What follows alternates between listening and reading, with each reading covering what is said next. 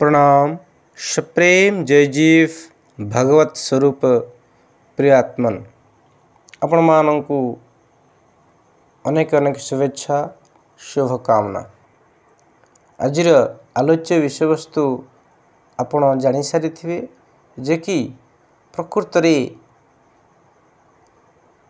आत्मा श्रेष्ठ न मन श्रेष्ठ न बुद्धि श्रेष्ठ। कारण आमे माने जो भौतिक शरीर धारण करिसंती ए मनुष्य कलेवर बा मनुष्य शरीर आ मध्य दुईटी तत्व मुख्यतः आमे जानी थाउ, गोटे दृश्य एवं अन्यटी अदृश्य।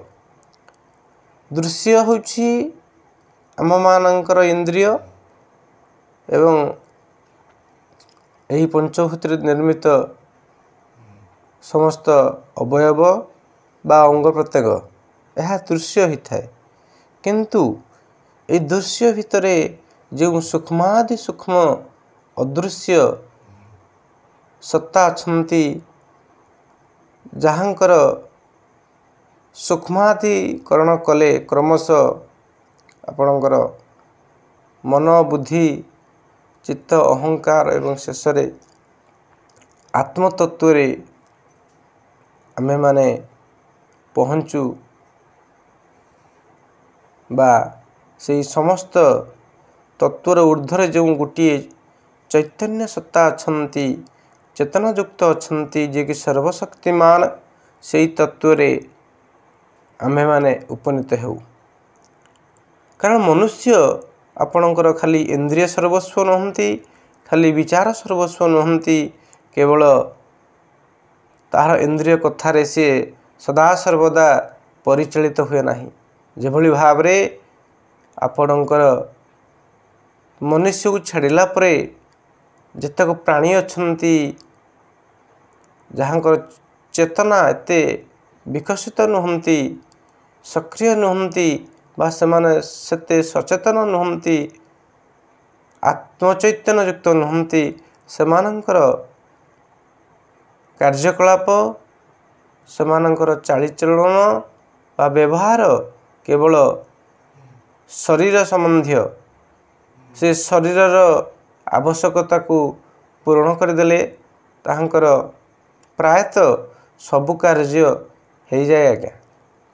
किंतु सेमानक भितर भी किछि विलक्षण जीव अछंती बा प्राणी अछंती।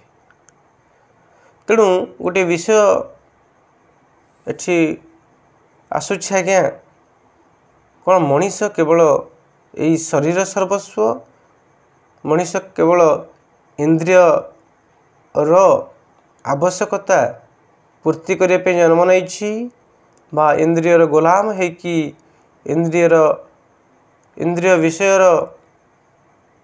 पश्चात धावन करिवो, इंद्रियर वशवर्ती है कि निजर जी चैतन्य सत्ता को से हरई बसिबो नुहे आज्ञा, कदापि नुहे।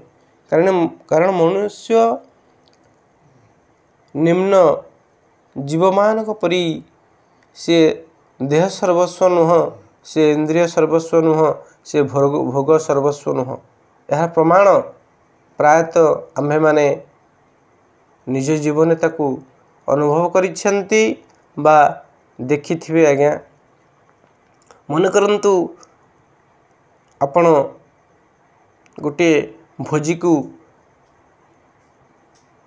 जाइछंती निमंत्रित अतिथि भाव रे, आपण को प्रबल भोक करुछि,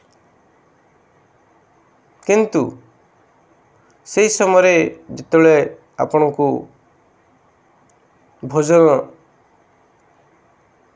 बढ़ा जाउछि, आपण सम्मुख रे परिवेषण करा जाउछि, से समय जड़े आसिकी आपण को अपमानित करुछंती, तिरस्कार करुछंती, तो से समय आपण कौन करेंगे बा आपण जगार जे कई व्यक्ति थे सेठी कौन करेंगे। गोटे पक्षरे ଆପଣଙ୍କର ଭୋକର ଜ୍ୱାଳା ଅତି ପ୍ରବଳ ବେଗରେ ଆପଣଙ୍କୁ ଅନୁଭୂତ ହେଉଛି। ଇନ୍ଦ୍ରିୟ ମାନେ ଏକ ପ୍ରକାର ଅନଶନ କରିସାରିଲେଣି କିଭଳି ଭାବରେ ସେ ଖାଇବେ। ପେଟରେ ପ୍ରବଳ ଭୋକର ଜ୍ୱାଳା, ଏପଟେ ଆପଣଙ୍କୁ ଜଣେ ଅପମାନିତ କରୁଛନ୍ତି, ତିରସ୍କାର କରୁଛନ୍ତି। ସେପଟେ ଆପଣଙ୍କର ସମ୍ମୁଖରେ ବିଭିନ୍ନ ପ୍ରକାରର ସୁସ୍ୱାଦୁ ବ୍ୟଞ୍ଜନ, ଆପଣମାନଙ୍କର ଅତି ସୁସ୍ୱାଦୁ ବ୍ୟଞ୍ଜନ ପ୍ରସ୍ତୁତ ହୋଇଅଛି।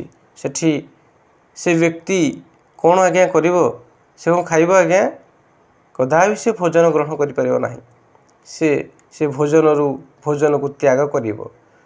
ସେ ଉଠି ଆସିବ ସେ ପରିସ୍ଥିତିରୁ, ସେ ଅବସ୍ଥାରୁ, ସେ ପରିବେଶରୁ, ସେ ଭୋଜନ ପାଖରୁ। ଏଥିରୁ ପ୍ରମାଣିତ ଯେ ପ୍ରକୃତରେ ମଣିଷ କେବଳ ଇନ୍ଦ୍ରିୟ ସର୍ବସ୍ୱ ନୁହଁ, ତା'ର ଶରୀରର ଭୋକ ସର୍ବଶ୍ରେଷ୍ଠ ନୁହେଁ। ସେ ଶରୀର ଭୋକକୁ, ଇନ୍ଦ୍ରିୟର ଆବଶ୍ୟକତାକୁ ସମୟ ସମୟରେ ପରିତ୍ୟାଗ କରେ। ତେଣୁ ଏଥିରୁ ପ୍ରମାଣିତ ମିଳୁଛି ପ୍ରକୃତରେ ମଣିଷ କେବଳ ଯାହାକୁ ଆମେ ଦେଖୁଛେ, ଯାହାକୁ ଅନୁଭବ କରୁଛେ ସେତିକିରେ ସୀମିତ ନୁହେଁ। ତାହା ଭିତରେ ଆହୁରି ସୂକ୍ଷ୍ମାତି ସୂକ୍ଷ୍ମ ତତ୍ତ୍ୱମାନ ଅଛନ୍ତି। ତେଣୁ ଏହାକୁ ପ୍ରମାଣିତ କରିବା ପାଇଁ ଶ୍ରୀମଦ୍ ଭଗବତ ଗୀତାରେ ଯୋଗେଶ୍ୱର ଭଗବାନ ଶ୍ରୀକୃଷ୍ଣ ଏହି ସତ୍ୟର ଉପସ୍ଥାପନ କରିଛନ୍ତି। ଏହି ସତ୍ୟକୁ ପ୍ରତିପାଦନ କରିବା ପାଇଁକି ଗୋଟିଏ ସୁନ୍ଦର ଶ୍ଲୋକର ଅବତାରଣ କରିଛନ୍ତି। ସେ ଅର୍ଜୁନକୁ କହିଛନ୍ତି କିଭଳି ଭାବରେ ଆମ ଶରୀର ଭିତରେ ଯେଉଁ ତତ୍ତ୍ୱମାନ ଅଛନ୍ତି, କିଏ କାହାଠାରୁ ଶ୍ରେଷ୍ଠ ତାହାର ଗୋଟିଏ ସୂକ୍ଷ୍ମରୁ ସୂକ୍ଷ୍ମ କ୍ରମ ଉପସ୍ଥାପନ କରିଛନ୍ତି। ସେହି ଶ୍ଲୋକଟି ହେଉଛି ଆପଣଙ୍କର ଭଗବତ ଗୀତାର 3ୟ ଅଧ୍ୟାୟ 42 ନମ୍ବର ଶ୍ଲୋକ ଆଜ୍ଞା। ଅତି ସୁନ୍ଦର ଭାବରେ କିଭଳି ଭାବରେ ମଣିଷ କେବଳ ଇନ୍ଦ୍ରିୟ ସର୍ବସ୍ୱ ନୁହଁ, ତା ଭିତରେ ସବୁଠାରୁ ଶ୍ରେଷ୍ଠ ତତ୍ତ୍ୱ କିଏ ତାହାର ଆପଣଙ୍କର ସେ ବିଷୟରେ କହିଛନ୍ତି। ଶ୍ଲୋକଟି ଏହିପରି ଆଜ୍ଞା, ଇନ୍ଦ୍ରିୟାଣି ପରାଣି ଆହୁରୀନ୍ଦ୍ରିୟଭ୍ୟଃ ପରଂ ମନଃ ମନସସ୍ତୁ ପରାର୍ବୁଦ୍ଧିର୍ଯୋ ବୁଦ୍ଧି ପରତସ୍ତୁ ସଃ। ଅର୍ଥାତ୍ ଇନ୍ଦ୍ରିୟମାନଙ୍କୁ ସ୍ଥୂଳ ଶରୀର ଅପେକ୍ଷା ଶ୍ରେଷ୍ଠ ବା ଇନ୍ଦ୍ରିୟମାନଙ୍କ ଠାରୁ ଆପଣଙ୍କର ବା ସ୍ଥୂଳ ଶରୀର ଠାରୁ ଇନ୍ଦ୍ରିୟମାନ ଶ୍ରେଷ୍ଠ, ବଳବାନ, ସୂକ୍ଷ୍ମ ଏବଂ ଇନ୍ଦ୍ରିୟମାନଙ୍କ ଠାରୁ ମନ ଶ୍ରେଷ୍ଠ ବା ସୂକ୍ଷ୍ମ ବଳବାନ ଏବଂ ମନ ଠାରୁ ବୁଦ୍ଧି ଶ୍ରେଷ୍ଠ ଏବଂ ଯାହା ବୁଦ୍ଧି ଠାରୁ ଅତ୍ୟନ୍ତ ଶ୍ରେଷ୍ଠ, ବଳବାନ, ମହତ୍ତ୍ୱପୂର୍ଣ୍ଣ ସେ ହେଉଛି ଚୈତନ୍ୟ, ଆତ୍ମଶକ୍ତି, ବ୍ରହ୍ମଶକ୍ତି ବା ଆତ୍ମା। ତେଣୁ ଆମ୍ଭେ ଏଥିରୁ ପ୍ରମାଣ ପାଇଲେ ଯେ ଶରୀରରେ କେବଳ ଇନ୍ଦ୍ରିୟମାନ ନାହାନ୍ତି। ଇନ୍ଦ୍ରିୟ ଉପରେ ଆପଣଙ୍କର ମନ ଅଛନ୍ତି, ମନ ଉପରେ ବୁଦ୍ଧି, ବୁଦ୍ଧି ଉପରେ ଶ୍ରେଷ୍ଠ ତତ୍ତ୍ୱ ଯାହାକି ଚୈତନ୍ୟ ସତ୍ତା, ବ୍ରହ୍ମ ବା ଆତ୍ମା ବୋଲି ଆମ୍ଭେମାନେ ଜାଣିଛନ୍ତି। ତେବେ ଯେଉଁ ଆତ୍ମଶକ୍ତି ଆପଣଙ୍କର ବିଷୟରେ ଆତ୍ମାଙ୍କ ବିଷୟରେ ବେଦ ବେଦାନ୍ତ ଉପନିଷଦରେ ସମସ୍ତ ମୁନିଋଷିମାନେ, ସିଦ୍ଧ ସାଧକମାନେ ସେ ଆତ୍ମାଙ୍କର ମହତ୍ତ୍ୱ ଜ୍ଞାନ କରିଛନ୍ତି, ଭୂରିୟସୀ ପ୍ରଶଂସା କରିଛନ୍ତି, ସର୍ବଶ୍ରେଷ୍ଠ ମାନ୍ୟତା ଦେଇଛନ୍ତି। ତେବେ ସେ ଆତ୍ମଶକ୍ତି ବା ଚୈତନ୍ୟଙ୍କର ଉପସ୍ଥିତିରେ ମନୁଷ୍ୟ କାହିଁକି ପାପ ଆଚରଣ କରୁଛି? କାହିଁକି ମନୁଷ୍ୟ नीचरू नीच कर्म करुछि कहीं मनुष्य निजर से आत्म कैंद्रिक सुख लाभ करि पारु नाही निजर स्वरूप को दर्शन करि पारु नाही कहीं से स्वरूप विमुख होइकी आपणकर ए भौतिक संसार रे बा इंद्रिय मानकर विश्व रे सामिल होइकी युक्त होइकी निजर चैतन्य सत्ता रूपक आनंद रु से वंचित होउछि। तेणु एहाकू आउ टिके स्पष्ट भाव रे जानिया पई आपणकर कठोपनिषद रे एही गीतांकर एही तत्व को परिस्फुटित करा जाइछि स्पष्टता सहित रखा जाइछि। कठोपनिषद रे गोटे रथर दृष्टांत माध्यम रे एही आत्मांकर बा इंद्रिय मानकर जो सूक्ष्मादि सूक्ष्म क्रम अछि ताहा उपस्थापन करिसेंती। कठोपनिषद रे आपणकर आत्मा को रथी सहित तुलना करा जाइछि। बुद्धि तार सारथी शरीर रथ मन हेउछि लगाम इंद्रिय माने घोड़ा एवं शब्दादि विषय ही मार्ग। यद्यपि वास्तव रे सारथी रथींकर अधीन नुहे कि एवं लगाम सारथींक अधीन एवं घोड़ा लगामर अधीन हेबा उचित किंतु एठी आपणक शरीर रे आत्मा होउछंती सर्वशक्तिमान सर्वश्रेष्ठ। जदि आत्मा सर्वशक्तिमान सर्वश्रेष्ठ तेबे ताहांकर अनिच्छा सत्वे किभଳି भावरे मानव शरीर रे आपणकर पाप कार्य हेउछि बा निजर अनिच्छा सत्वे किभଳି भावरे अपकर्म रे मनुष्य नियुक्त होछि। यार कारण होछि मनुष्यर ज्ञान आज्ञा। प्रकृति रे मनुष्य निजको भूली जाइछि से आत्मज्ञान को से भूली जाइछि निजर वास्तविक तत्व को से भूली जाइछि निजर स्वरूप को भूली जाइछि। जे सर्वशक्तिमान सर्वश्रेष्ठ जहाँकर व्यतीते जहाँकर बिना आपणकर इंद्रिय माने निष्क्रिय होती मन निश्चल हो जाए बुद्धि निर्णय नहीं पारे नहीं से शक्ति स्वरूप निजे ही कि मध्य से निजको भूली जाइछि। कारण मनुष्यर ज्ञान अनादि कालरू अज्ञान द्वारा आवृत हो रही तेणु से निजर आत्मस्वरूप को भूली जाइछि। स्वयं सबुठारु श्रेष्ठ होई मध्य निजर शक्ति को भूली कामरूपक बा मनरूपक शत्रुर बश हो सारिछि। तेणु जिते आम्भ मानकर आत्मज्ञान हेब आमे माने तत्वदर्शी गुरुंकर सानिध्य लाभ करिबा एवं तत्परे साधना पारायण हवा श्रद्धायुक्त होइकि से आत्मतत्व को जानिया पई कि अर्थात निजर स्वरूप को जानिया पई कि आमे माने प्रयासरत हेबा तेबे जाई आम मानक जीवन रे सुख शांति आनंदर सूत्रपात हेब।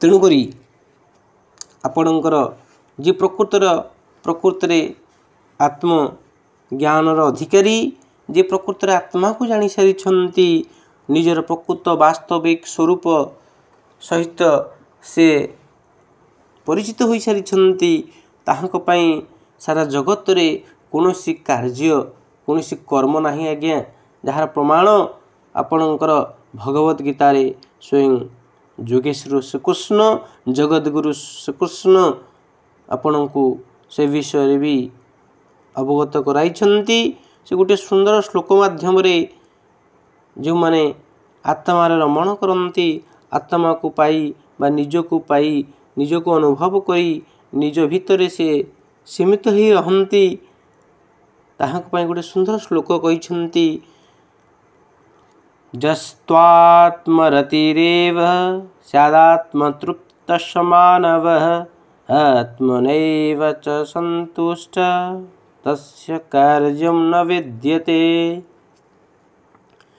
ଯେଉଁ ପୁରୁଷ ଆତ୍ମାରେ ରମଣ କରୁଥାନ୍ତି ଏବଂ ଆତ୍ମାରେ ତୃପ୍ତ ତଥା ଆତ୍ମାରେ ସନ୍ତୁଷ୍ଟ ହୋଇ ରହିଥାନ୍ତି ତାହାଙ୍କ ପାଇଁ କୌଣସି କର୍ତ୍ତବ୍ୟ ନାହିଁ। ତେଣୁ ଆପଣମାନେ ପ୍ରମାଣ ପାଇସାରିଥିବେ କିଭଳି ଭାବରେ ଭଗବତ ଗୀତା କହନ୍ତି ଏ ଆତ୍ମା ଠାରୁ ଆଉ କିଛି ଶ୍ରେଷ୍ଠ ନାହିଁ ଆଜ୍ଞା। ଏ ଆତ୍ମାକୁ ଯିଏ ଲାଭ କଲା, ଯିଏ ଅନୁଭବ କଲା ନିଜ ସ୍ୱରୂପକୁ, ତାହା ଜୀବନରେ ଆଉ କୌଣସି କର୍ତ୍ତବ୍ୟ କର୍ମ ନାହିଁ। ସବୁଠାରୁ ଶ୍ରେଷ୍ଠ କର୍ମ ନିଜ ଆତ୍ମା ସହିତ ପରିଚିତ ହେବା। କାରଣ ଏ ଶରୀର ଭିତରେ ସର୍ବଶ୍ରେଷ୍ଠ ତତ୍ତ୍ୱ ହେଉଛନ୍ତି ଆତ୍ମତତ୍ତ୍ୱ। ମନ ବିଭିନ୍ନ ବିଚାର ରୂପ କରେ, ବିଚାର ମାଧ୍ୟମରେ ବିଭିନ୍ନ ପ୍ରକାରର ଭୋଗ ସାମଗ୍ରୀ ବା ଉପଭୋଗ ସାମଗ୍ରୀ, ବିଭିନ୍ନ ପ୍ରକାର ବିଚାର ଜ୍ଞାନ ଉପସ୍ଥାପନ କରେ ଆତ୍ମାଙ୍କ ସମ୍ମୁଖରେ। ବୁଦ୍ଧି ନିର୍ଣ୍ଣୟ କରେ ଏବଂ ସର୍ବଶ୍ରେଷ୍ଠରେ ସହମତି ଦିଅନ୍ତି ଏହି ଆତ୍ମଶକ୍ତି ବା ଚୈତନ୍ୟ।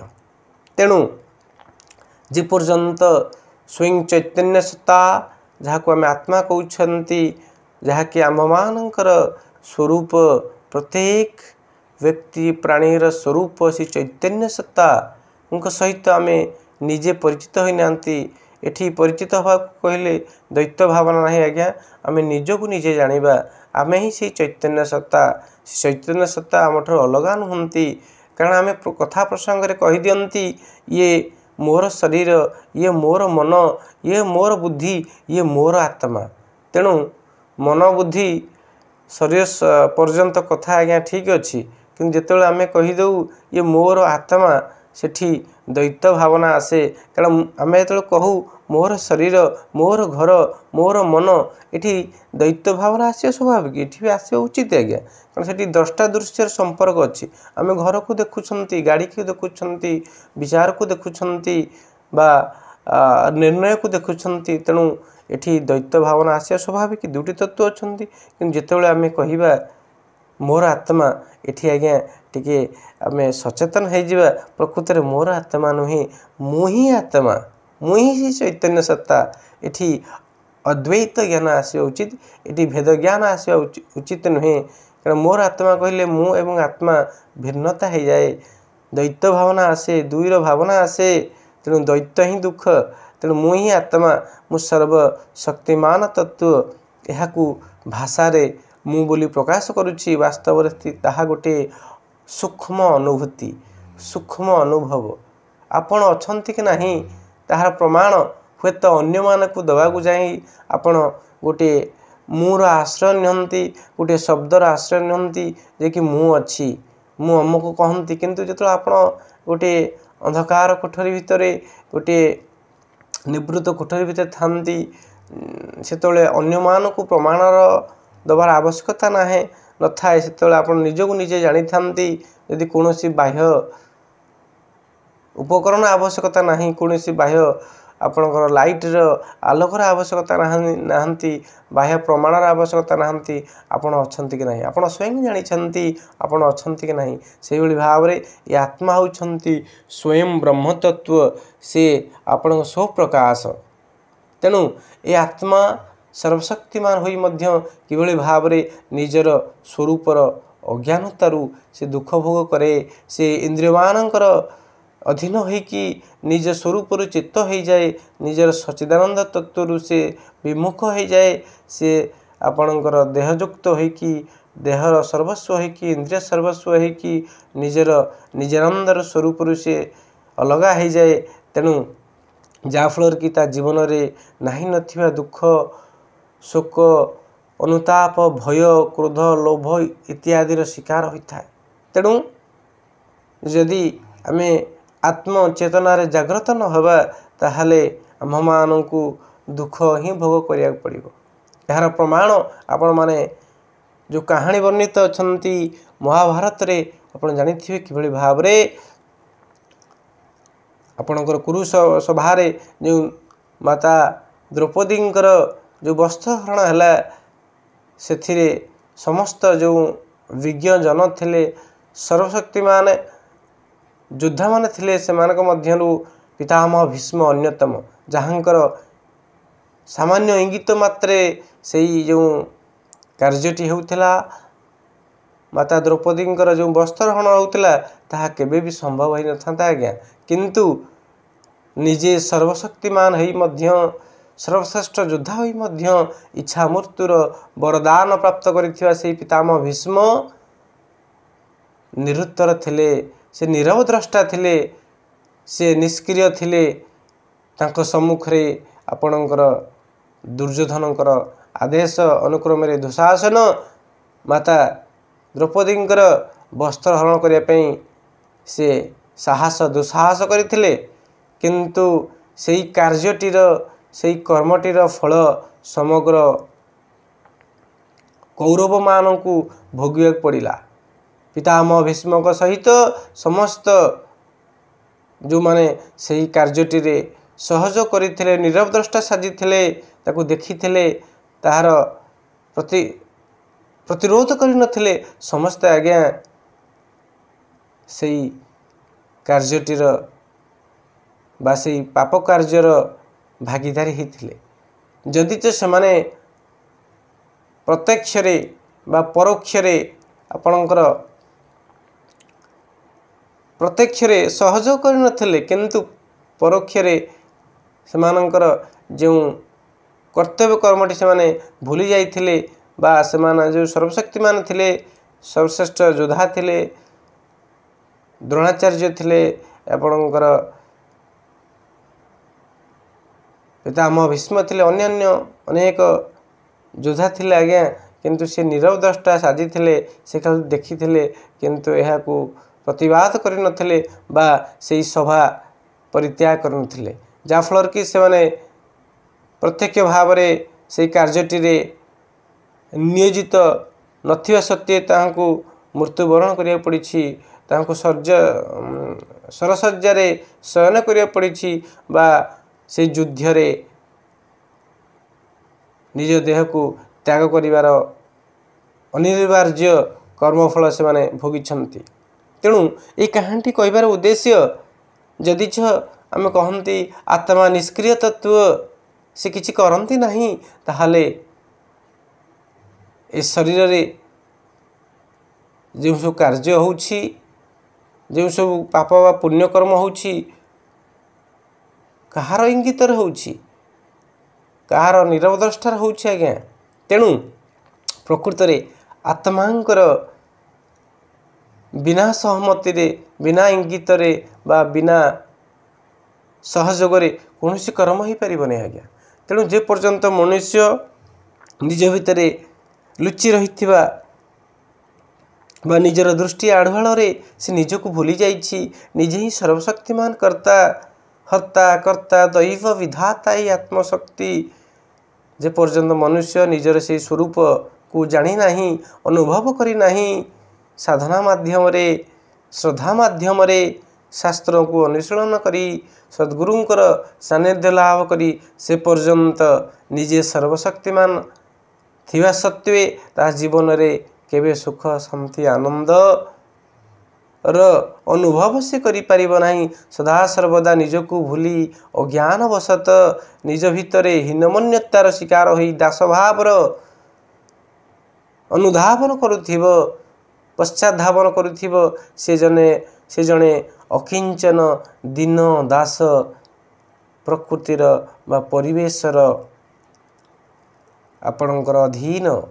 ତେଣୁ ଆସନ୍ତୁ, ପ୍ରକୃତରେ ଆମମାନଙ୍କର ଶ୍ରେଷ୍ଠ ତତ୍ତ୍ୱ, ସେହି ଶ୍ରେଷ୍ଠ ଧାମ ବା ଶ୍ରେଷ୍ଠ ପରିଚୟ, ଆତ୍ମିକ ପରିଚୟ, ଆମେ ହେଉଛନ୍ତି ବ୍ରହ୍ମ, ଶାଶ୍ୱତ ନିରଞ୍ଜନ ତତ୍ତ୍ୱ, ଅନାଦି ଅନନ୍ତ ଅବ୍ୟୟ ଚୈତନ୍ୟ ସତ୍ତା ଆତ୍ମସ୍ୱରୂପ, ଯାହାଙ୍କର ମହତ୍ଵ ବେଦ ବେଦାନ୍ତ ଉପନିଷଦ ସମସ୍ତ ଭଗବତ ଗୀତା, ଭାଗବତ ପୁରାଣ ବା ଆପଣଙ୍କର ପ୍ରତ୍ୟେକ ମହାତ୍ମା ସଦ୍ଗୁରୁମାନେ, ମନୁଷ୍ୟମାନେ କହିଛନ୍ତି, ତୁମେ ସାଧାରଣ ଗୋଟିଏ ଇନ୍ଦ୍ରିୟ ସର୍ବସ୍ୱ ମନ ଅଧୀନସ୍ଥ ଶକ୍ତି ନୁହେଁ, ତୁମେ ହେଉଛ ସର୍ବଶକ୍ତିମାନ, ସମଗ୍ର ସୃଷ୍ଟିର ରଚୟିତା ଏବଂ ନିଜେ ଚୈତନ୍ୟ ସ୍ୱରୂପ, ଆତ୍ମାନନ୍ଦ ସ୍ୱରୂପ, ସଚ୍ଚିତ ଆନନ୍ଦ ତତ୍ତ୍ୱ ଆତ୍ମା। ତେଣୁ ନିଜକୁ ଜାଣ, ନିଜର ପ୍ରକୃତ ପରିଚୟକୁ ଆତ୍ମଜ୍ଞାନ ମାଧ୍ୟମରେ प्राप्त कर अनुभव कर तेबे जाइकी तुम जीवन में सुख शांति आनंद और अनुभव करिपारिब नचे कौनसी बाह्य ज्ञान कौनसी वस्तुभित्तिक ज्ञान बा कौनसी पद पदवी तुमको सुरक्षित करिपारिब नाही तुमको आत्मतृप्ति देई परिबो नाही तुमको मोहरु मुक्त करिपारिब नाही तुमको देह अभिमान रु मुक्त करिपारिब नाही तुमको अजर अमर करिपारिब नाही। तेणु आसंतु प्रकृत रे निज भितर जो मन बुद्धि चित्त अहंकार उपर जो चैतन्य सत्ता जहाँकि आमे स्वयं निजकु निजे आमे आम ठारू केबे अलग होई नाहंती से आत्मतत्व को अनुभव करी आम जीवन रे सुख शांति आनंदर अनुभव करने सहित ये मानव जीवन को सफल करवा आशा करुच्ची आपण माने निश्चित रूप से भगवत गीतांकर बा भगवान श्रीकृष्णंकर वाणी को सम्मान देवे एवं निज जीवन में सुख शांति आनंद प्राप्त करेंगे।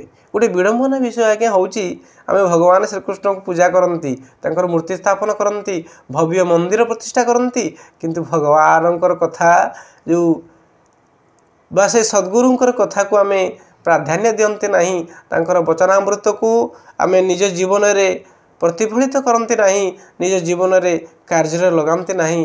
तेणु जदि केवल भगवान नाम नवा पर्याप्त होता तेबे भगवान श्रीकृष्ण बा जोगेश्वर श्रीकृष्ण कदापि आपणकर 700 श्लोक माध्यम यही जनसमाज को गोटे दिग्दर्शन दबार आवश्यकता न था केवल कही था तुम्हें मो नाम स्मरण करनियो नाम जप करनियो मते पूजा करनियो तुमर समस्त मनोरथ काम पूर्ण हो तुम मुक्त हो कदापि कही ना आज्ञा से कही मु तुम्हें ठारू अलग नुहे तुम्हें जी मु सी तुमर चैतन्य सत्ता ही मो भितर जो अहंकार शून्य अस्तित्व ज्ञान से होउछन्ति कृष्ण तत्व। तेणु कृष्ण तत्व केवल अलग नुहंती से आपणकर प्रत्येक जीवात्मा रूप में विद्यमान। तेणु ये दैत्य ज्ञान आसे जे कि भगवान कृष्ण समस्त भितर अछंती यह भूल नुहे किंतु एठी गोटे सूक्ष्म भेद ज्ञान आसी जाए जे कृष्ण ही मो भितर अछंती मु मो भितर नहीं भूल आज्ञा से कृष्ण ही आपण निजे कृष्ण तत्व। तेणु भगवत गीतार गोटे सुंदर श्लोक आज्ञा कह जाए ईश्वर सर्वभूतानां हृदय से तिष्ठति अर्जुन।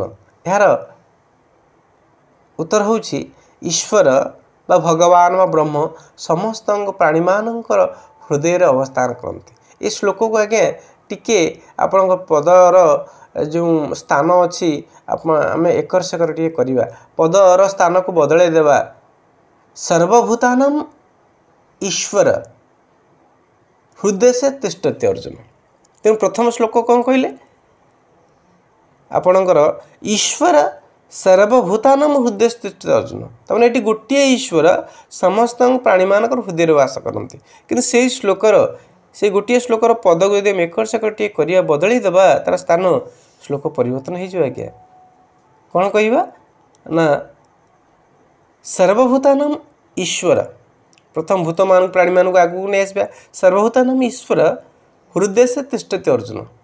तेणु समस्त ईश्वर समस्त भितर विद्यमान ताहने एठी आपणकर ईश्वर अनेक हो गले एवं प्राणी माने अनेक हो गले किंतु प्रथम श्लोकर अर्थ कौन होची ना ईश्वर गोटे ईश्वर समस्त भितर विद्यमान। एठी आपणकर दैत्य ज्ञान आसूची गोटे ईश्वर समस्त भितर विद्यमान किंतु सेकेंड श्लोक रे कौन होची ना ईश्वर जो आसूची आम सर्वभूतानां ईश्वर हृदय से तिष्ठति अर्जुन समस्त मानकर प्राणी मानकर ईश्वर निज निज भितर विद्यमान।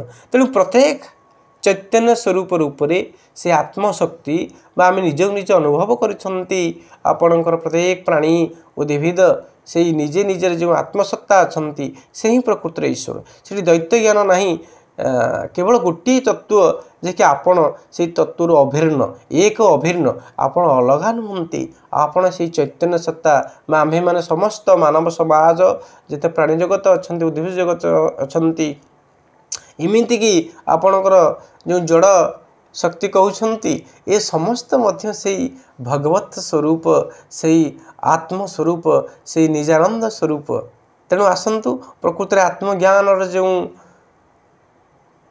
दिग अच्छी जो अंतर्मुखी दिग अच्छी जो सर्वश्रेष्ठ दिग अच्छी जो पराविद्या जहाँ को आत्मविद्या आध्यात्म विद्या कहती ताहाकू जानिबा निज जीवन रे प्रयोग करवा एवं जानिकी जिणिमा यही मानव जीवन को सार्थक करवा निज भितर से निजर स्वरूप को जानी निज जीवन शांति आनंद स्थिरता भाईचारा बा आपणकर आत्मतृप्ति लाभ करी मानव जीवन को सफलीकृत करवा आपण माने एते पर्यंत निजर मूल्यवान समय देथिबारु मु आपण मान निकट ऋणी तेणु यही समय किभली भाव आपणकर जीवन रे यही सत्संगटी जीवन में परिवर्तन आणिबो सेतेबेले आणिबो जेतेबेले आपण एहाकू बुझिकी निज जीवन में प्रयोग करेंगे। तेणु आशा रखुच्छी आपण मैंने यहाँ निज जीवन में कार्य लगाइबे। एसत मु बाणी की विश्राम देवी आपण मानकर सर्वांगीन उन्नति कामना करी रोचे आज्ञा। प्रणाम सप्रेम जय जीव।